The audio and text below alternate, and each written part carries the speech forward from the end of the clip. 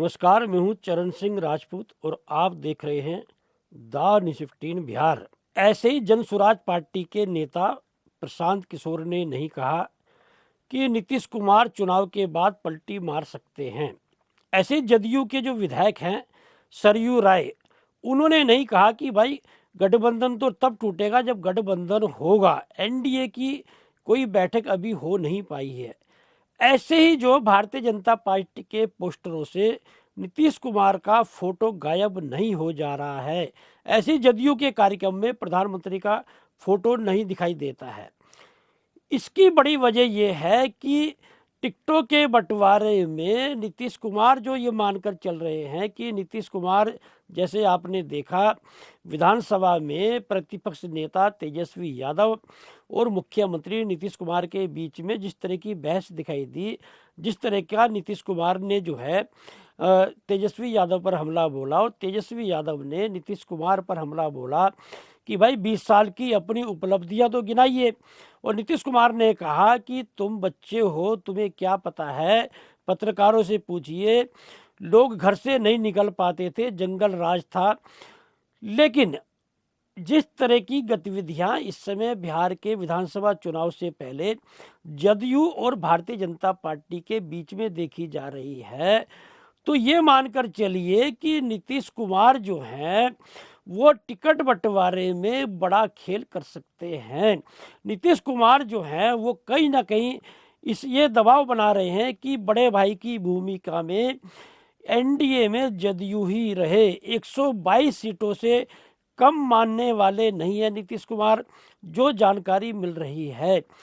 दरअसल जिस तरह से नीतीश कुमार ने बाबा बागेश्वर पंडित धीरेन्द्र शास्त्री का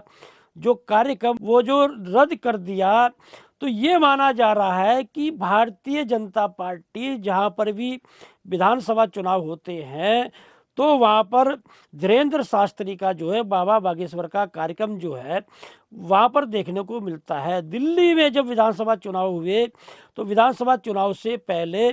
बड़ा कार्यक्रम धीरेन्द्र शास्त्री का जो है दिल्ली में देखने को मिला। तो ये जो कार्यक्रम बांका के गोरा गांव में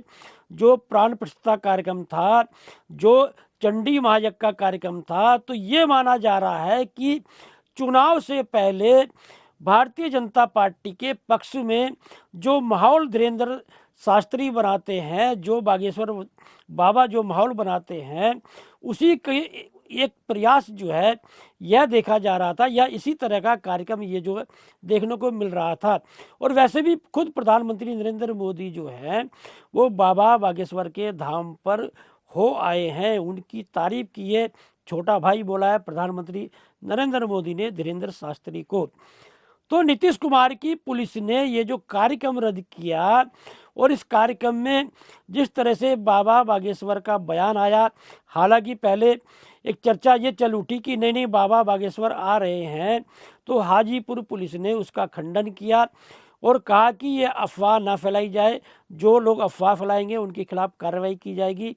तो एक वीडियो जारी किया बाबा बागेश्वर ने और उस वीडियो में जो कहा वो देखने की बात है। वीडियो में कहा कि व्यवस्था की वजह से,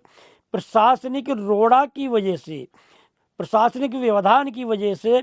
मैं जो है नहीं आ पा रहा हूं और सही समय आने पर आऊंगा और कार्यक्रम होगा। आयोजकों से उन्होंने बोला है कि आप लोग कार्यक्रम कीजिए और बालाजी से मैंने जो है दुआ की है कि आप लोगों का कार्यक्रम सफल हो। तो देखने की बात यह है कि बाबा बागेश्वर का ये जो कार्यक्रम जिस तरह से नीतीश कुमार ने रद्द कराया है, तो ऐसे में कहीं ना कहीं भारतीय जनता पार्टी को नीतीश कुमार की पुलिस का यह जो है रवैया कहीं ना कहीं अखरा होगा। भले ही दो डिप्टी सीएम जो है भारतीय जनता पार्टी के हों, लेकिन नीतीश कुमार ने जो है बाबा बागेश्वर का यह कार्यक्रम नहीं होने दिया और पुलिस ने बोला कि भाई बाबा बागेश्वर आएंगे तो बड़े स्तर पर भीड़ जुटेगी और कुछ भी हो सकता है। तो नीतीश कुमार जो अपने दांव से चल रहे हैं और भारतीय जनता पार्टी जो भारतीय जनता पार्टी के पक्ष में एक माहौल बनाने का प्रयास कर रही है, तो मानकर चलिए कि टिकट बंटवारे में जो है वो कहीं ना कहीं जो है एनडीए में दरार पड़ेगी। नीतीश कुमार जो हैं कहीं ना कहीं भारतीय जनता पार्टी पर दबाव बनाएंगे। और ये मानकर जो चला जा रहा था कि जिस तरह से नीतीश कुमार जो है वो बेबस दिखाई दिए, और जिस तरह से प्रधानमंत्री नरेंद्र मोदी ने भी जो है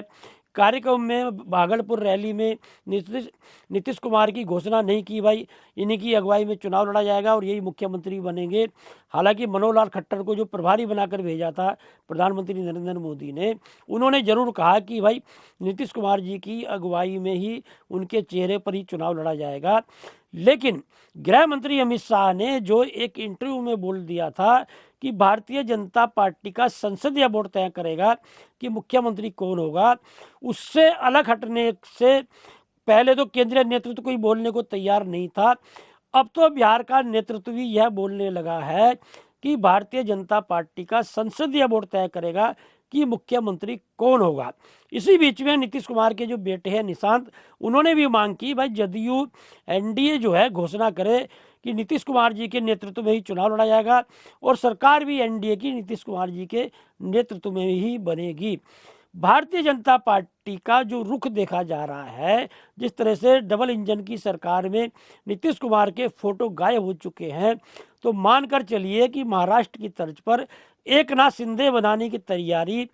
नीतीश कुमार को कर ली गई है। और जिस तरह से सी वोटर का सर्वे आया और जदयू की जो सीटें हैं उसमें 36 से 38 दिखाई गई, यानी कि और कम सीटें होने जा रही हैं जदयू की, और 70 से 80 सीटें जो है वो भारतीय जनता पार्टी की दिखाई गई। तो मानकर चलिए इस बार मुख्यमंत्री नीतीश कुमार को भारतीय जनता पार्टी बनाने नहीं जा रही है। और सी वोटर में यदि नीतीश कुमार महागठबंधन में शामिल होकर चुनाव लड़ते हैं, आरजेडी से मिलकर चुनाव लड़ते हैं, तो 36 से 38 सीटें जो सी वोटर सर्वे में एनडीए में भारतीय जनता पार्टी के साथ दिखाई जा रही है, वो सीटें पहुंच जाती हैं 70 से 80 के आसपास। यदि 60 से 70 सीटें भी यदि नीतीश कुमार महागठबंधन में से साथ में चुनाव लड़कर ले आते हैं, तो नीतीश कुमार जो है महागठबंधन में रहकर जो है उन्हें फायदा होता हुआ ज़्यादा दिखाई दे रहा है, यदि सी वोटर के सर्वे पर आप विश्वास करें तो। और वैसे भी नीतीश कुमार की लोकप्रियता लगातार गिरी है। तो ऐसे में नीतीश कुमार जो है यदि अपने बेटे निशांत को उन्हें राजनीति में लॉन्च करना है, और निशांत ने भी जब उनसे एक चैनल पर जो है पूछा गया कि भाई प्रधानमंत्री नरेंद्र मोदी को आप कैसे पसंद करते हैं, उन्होंने कहा गठबंधन है तो अच्छा ही पसंद करते हैं, यानी कि गठबंधन नहीं होगा तो प्रधानमंत्री को पसंद नहीं करेंगे। जब लालू प्रसाद यादव के बारे में पूछा गया तो कहा वो तो हमारे अंकल हैं, हमारे पिताजी के दोस्त हैं। तो नीतीश कुमार को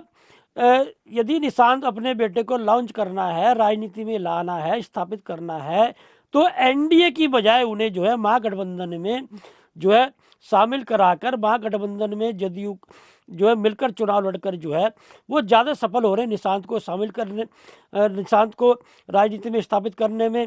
और यदि नीतीश कुमार जो है लालू प्रसाद यादव जो है दोनों बैठकर मीटिंग भी करते हैं, और जानकारी यह मिल रही है कि मीटिंग उनकी लगातार चल भी रही है कहीं गुप्त रूप से, तो तेजस्वी यादव को मुख्यमंत्री और निशांत को उप मुख्यमंत्री बना सकते हैं नीतीश कुमार और लालू प्रसाद यादव दोनों मिलकर। इसमें कहीं से दो राय नहीं है कि नीतीश कुमार के एनडीए से अलग हटने पर यदि जदयू टूट भी जाता है, यदि ललन सिंह और संजय झा जदयू को तोड़ भी देते हैं, तो मानकर चलिए नीतीश कुमार के चेहरे पर अभी भी वोट मिलता है। जो जदयू नीतीश कुमार की पार्टी रहेगी, नीतीश कुमार का जो संगठन रहेगा, मानकर चलिए जो जदयू का कैडर है वो नीतीश कुमार के चेहरे पर ही मिलेगा। और नीतीश कुमार यदि महागठबंधन में शामिल हो जाते हैं, कांग्रेस और वामपंथी दल भी रहते हैं,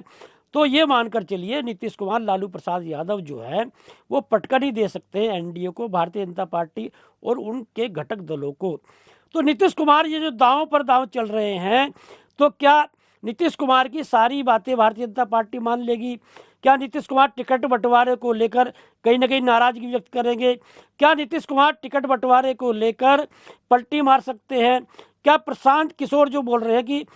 चुनाव के बाद पलटी मारेंगे नीतीश कुमार, तो क्या नीतीश कुमार चुनाव से पहले ही पलटी मार सकते हैं? तो देखना ये होगा। ये जो समीकरण उभर कर आए हैं, ये बाबा बागेश्वर का जो कार्यक्रम रद्द किया है, सरयू राय जो ये बोल रहे हैं कि गठबंधन है कहाँ। प्रशांत किशोर जो बोल रहे हैं नीतीश कुमार फिर पलटी मारेंगे, क्योंकि प्रशांत किशोर जो है वो बड़े रणनीतिकार रहे हैं, नीतीश कुमार के साथ में भी काम किया है, नीतीश कुमार की रग रग से वाकिफ हैं। तो देखना ये होगा कि नीतीश कुमार जो अपने को इस समय जो ये माना जा रहा है कि भाई नीतीश कुमार बेबस है और नीतीश कुमार जो राजनीति के खिलाड़ी रहे हैं, तो नीतीश कुमार का जो अगला दांव है वह क्या होता है।